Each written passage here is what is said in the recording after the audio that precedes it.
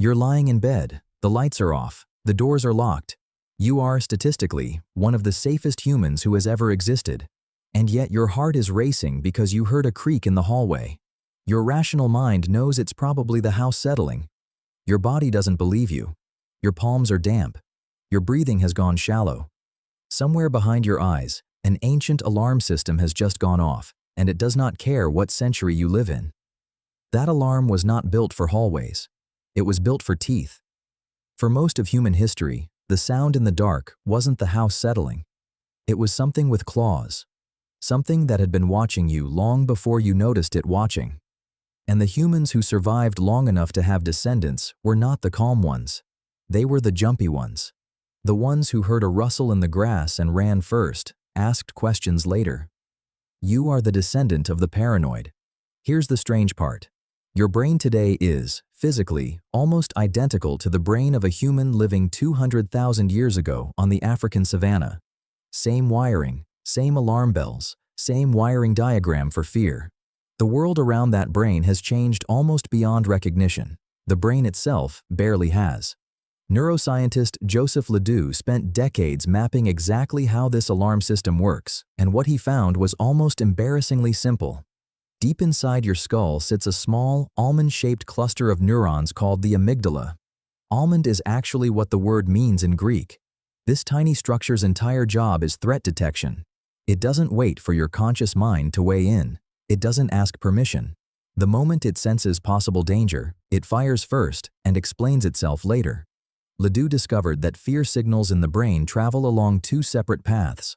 One path is slow and careful. It runs through the cortex, the thinking part of your brain, the part that can look at a shape in the grass and calmly conclude it's just a stick. The other path is fast and reckless. It skips the thinking brain entirely and goes straight from your senses to the amygdala. This second path is roughly twice as fast as the first, which means, for a fraction of a second, your body is already flooded with adrenaline before your conscious mind even knows what it's reacting to. Why would evolution build something so sloppy? Why not wait for the smarter, slower path to confirm the danger first? Because a stick mistaken for a snake costs you nothing. A snake mistaken for a stick costs you your life. This is what scientists call the smoke detector principle. A cheap smoke detector that goes off constantly, even when you're just making toast, is still worth having. Because the one time there's an actual fire, it saves your life. Evolution didn't build your fear response to be accurate. It built it to be fast, and it built it to fail on the side of overreacting rather than underreacting. You are walking around with a smoke detector wired directly into your nervous system. And it has never once been updated for the modern world. This is where things get uncomfortable. Because your ancestors' threats and your threats look nothing alike anymore, but your body cannot tell the difference between them. Biologist Robert Sapolsky spent years studying stress, first in wild baboons in Kenya, then in humans, and he found something almost darkly funny about it. A zebra's stress response exists for exactly one purpose: surviving the 90 seconds when a lion is chasing it. The moment the danger passes, whether the zebra escaped or didn't, the stress response shuts off completely. The survivors go right back to grazing, seemingly unbothered, minutes after nearly dying. Humans don't get that luxury.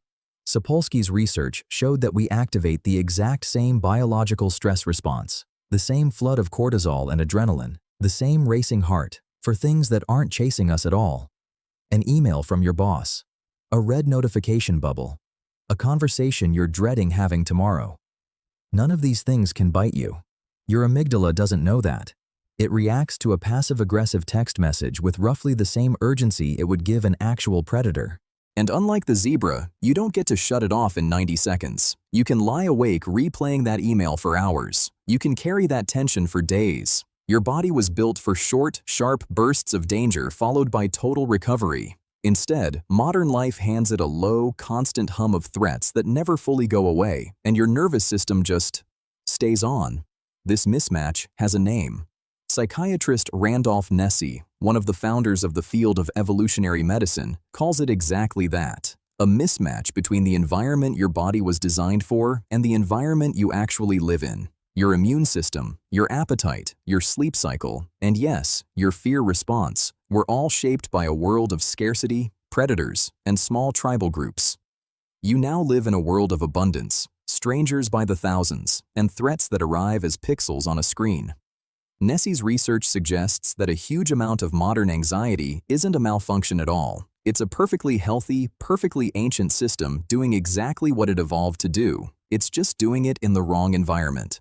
Think about what actually spikes your heart rate in a given week: a near miss in traffic, a tense meeting where you might get called on, scrolling past a headline about something terrible happening somewhere far away, waiting for 3 dots to stop moving in a text conversation. None of these are lions, but your amygdala treats every one of them as if it might be.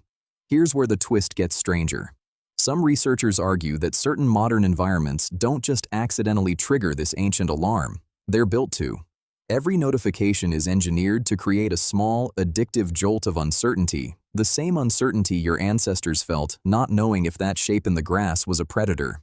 Somebody, somewhere, figured out that unpredictability keeps your amygdala engaged, and an engaged amygdala keeps you checking your phone. You are being hunted, just not by anything with teeth. So what do you do with an alarm system this outdated? You can't rewire 200,000 years of evolution by Friday. But there's a reason yoga instructors tell you to breathe slowly, and it isn't just relaxation talk. Slow, deliberate breathing is one of the only ways to send a signal in the other direction, from your body back up to your amygdala, telling it the danger has passed.